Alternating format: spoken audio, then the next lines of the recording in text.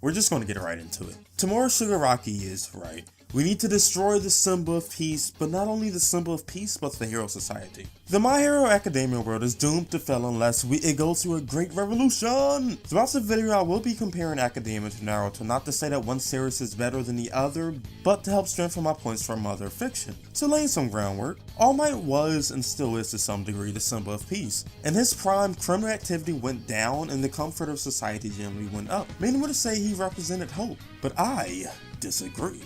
I don't think All Might represents hope in a better tomorrow or even faith in heroes. I think he represents comfort, like a parent. The idea that no matter what you're going through, that they are there. You can even hear that in his catchphrase, "For I am here." Me, All Might, the symbol of peace. The one everyone expects to protect them, not the heroes. And as the villains explain, this cripples society. It makes them weak and dependent, and their power comes directly from All Might, and as long as he wins, they have nothing to fear. But also, on the flip side, as long as he exists, you will have people like Tomura who have been let down by society's dependencies on All Might, and that same society who turns a blind eye to that dependency. Anyone caught up in the anime or even the manga will know that All Might now sees this, or at least I think he does, as a potential problem. That shouldering the burdens of society solely on his shoulders wasn't healthy, and the series seems to be hinting that instead of one symbol of peace, maybe it's a few guys or maybe a generation of little kitties trying to be symbols of pieces. You know, so the responsibility won't solely be on one person. While I think the series is trying to go this way, currently I think it's doing a pretty bad job at it. The easiest way I found to showcase this was by looking at the Naruto series. In the Naruto series, Orochimaru killed, is this a spoiler?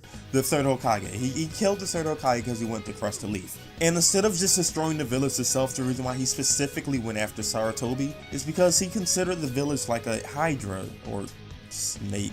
Spider, the analogy about cutting the head off to kill the body or something, but if you cut a hydra's head off, it just regrows. He thought that by killing Sarutobi Sensei that he could crush the leaf, similar to what All For One and Shigaraki believed with All Might. That by getting All Might out of the picture, society would eventually crumble and turn into the Age of Darkness. But notice the two differences between the two events. While Orochimaru did kill the Hokage, he ultimately failed because the will of fire burns on. Sarutobi's ideas, his philosophy, has been passed down to the next generation, and the village will live on. Because the Hokage is not the village. But while All Might was victorious in stopping All For One, he was forced to retire due to losing all of his powers. And what was All Might's final message? What was his dying wishes to society? Was it the will of peace symbols burns through? No. He said, "You're next," referring to Deku. That is Deku's time. It's debatable whether or not All Might meant it's your time to replace me as the symbol of peace, or as the new strongest hero wielding the One For All quirk. Regardless of the nitpicks, this wasn't All Might letting One For All. God. This wasn't All Might letting All For One know that, you know, even though I'm stepping down, you haven't won, because without me, society will live on. Because the will of fire burns. No, this was some telling Deku that it's your time, bro. You gotta get with the program. Society needs you, like, soon. But no, it doesn't just stop there. All Might is mentoring Deku, but I can hear you saying, what's wrong with mentoring Deku? He needs guidance for One For All. Blah, blah, blah. And I know, yes, Deku needs someone to guide him to help train him with his new quirk. What I'm trying to say is, Deku already believes in All Might's ideas of the hero. That's why he was chosen to be the heir for One For All. But All For Might hasn't spread that message to anyone else. You can make the argument that All Might has sort of started to groom Bakugo in a legal, non-creepy way to be the perfect hero, but that's still just two heroes. Honestly, just one, Deku, but Deku's the only one in Class A to inherit All For Might's philosophy, and maybe you want to scratch it to Bakugo too. But let's look at Kakashi, because Kakashi shows that being someone's mentor doesn't strip you of your duty to the rest of your students. We all know Kakashi was the teacher of Squad 7, which includes noodles, sausage, and useless. And yes, just like All Might, Kakashi did play favorites, with his favorite being Sasuke. He personally trained Sasuke and helped him get better uses of his Sharingan and taught him this Chidori and other stuff. But you know what else Kakashi did? Even though he did no training for Naruto and Sakura after the Zabuza arc, he did leave his squad with one message: that those who break the rules are scum, but those who abandon their friends are worse than scum. Which was the only reason why they actually passed Kakashi the exam. While Shigaraki wants to destroy the symbol of peace because it makes society weaker, which I agree with, ultimately he wants to make the lives of villains easier, I think. don't quote me on that. So as far as action go, I do support him. I want him to crush the hero society because I think it needs massive reform. It should be more real life. I live in not Japan, and our police system, in my opinion, works better than the hero system. Police are policemen. They're there to save the day, but no one is put above another. They are a unit, a team, and they work for the safety of society and not to become the most popular policemen.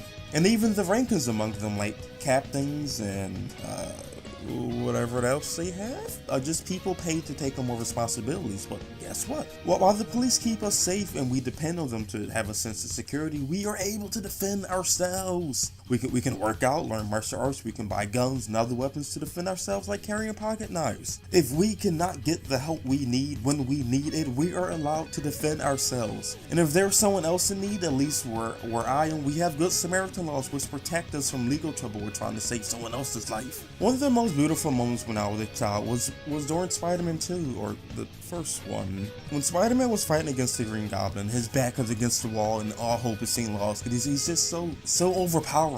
The citizens see that Spider-Man is in dire need of help, and instead of doing nothing, instead of screaming and praying that Spider-Man comes through, they start throwing rocks at the Green Goblin to show that not only do they accept Spider-Man as one of their own, that this is their city and they aren't afraid to fight for it. The Hero Society is holding the citizens back. No one is allowed to use their quirk in public, no one's allowed to stop a robbery or an assault unless they are a hero. Society is telling them that they can't use their power, which means that they have no reason to train their quirk. And we know that by straining your quirk, you can become stronger.